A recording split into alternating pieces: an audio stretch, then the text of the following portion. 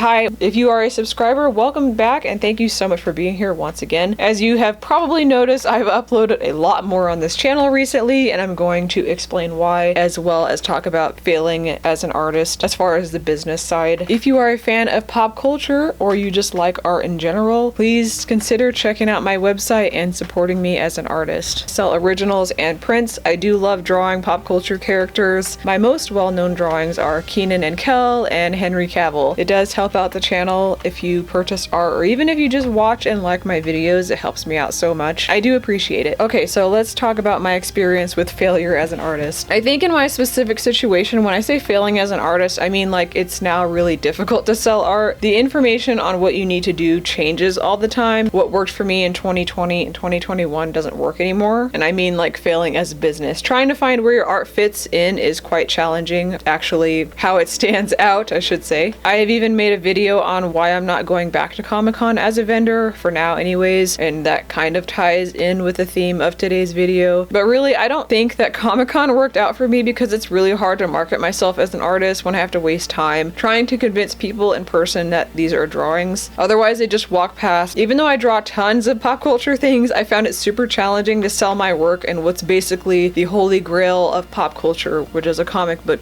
convention. Since I learned more about how YouTube works, I tried the YouTube thing again this year after not uploading for a year. I did find a lot more success than before. After all, this is why I originally started this channel, to be able to do what I want for a living, which is make art, talk about art, sell art. And some of you are probably thinking, well, you shouldn't just worry about money and making art just for money. And to that I say, zip it. Ever since I was little, I always wanted to be an artist. I already made art. By default, I'm an artist. I don't think it's wrong to try and make a living from creating things. I don't make art solely for the purpose of selling it. Anytime anyone asked me what I wanted to be when I grew up, I always said an artist. I wanted to have a baking business because I thought it would be cool to make edible art, which didn't work out for multiple reasons. So I decided to specialize in realism and focus on creating stuff that I think is cool. Like I've done paintings that glow in the dark. I've done drawings that I framed in lights. I think that AI art is stupid, but I don't think the AI concept itself is stupid. I do find that a lot of stuff about AI is very, very useful, but specifically the AI images that are generated, I don't like those. And I don't like when like they steal people's like voices and stuff like that for AI. I'm not for that. But AI art isn't made by a human. There's just a computer's interpretation of the image. I think that aspect of AI really ruins it for everybody, especially real artists. I have seen videos of artists that quit their job to do art, which in my mind seems quite irresponsible in some of those scenarios. I would always observe other artists that create great work and then still see others who, in my opinion, their work could be better, and both are massively successful as far as making a living out of it. That's when I realized the quality of my work wasn't entirely the obstacle. I think I had a lot of trouble narrowing down my niche, and then no matter what I did to market my work, maybe the vision still is not clear to others or it's not attractive. I don't believe that I'm in complete failure mode because I did achieve my goal of photorealism or hyperrealism or whatever it's called, but I haven't achieved the business side of it. I have been trying a lot of different things to sell on Etsy and my website and make sure that my YouTube channel has the best possible reach. So I would want this year to be more successful than previous years. So yes, as far as a business right now, art is failing. As far as a skill, it's not a skill issue. I have a lot of trouble expressing what my art is. So I've used online resources to try and like get what I want to say into my own words and try to construct a description of the thing that I'm trying to appeal to people like collectors. Selling art is really weird. You have to sell feelings and stuff like that, and I don't really feel a lot of stuff when I'm working on something. When I want to draw something, I see an image that I want to draw, I draw it. I don't really put immense thought into like the whole deeper meaning and philosophy and all of that other crap that people seem to care about. But because that's why people buy art, I have to construct my descriptions and stuff and my marketing to appeal to people that shop that way, if that makes any sense. I'm a pretty literal person. It's very difficult for me to think of things to say about an artwork outside of the materials that I use for it or like the process I made for it. I don't usually go beyond that. So I watched a lot of YouTube videos, and I have like people that I talk to that make YouTube videos regularly, and they give me info about stuff like that. And then I talked to one artist. He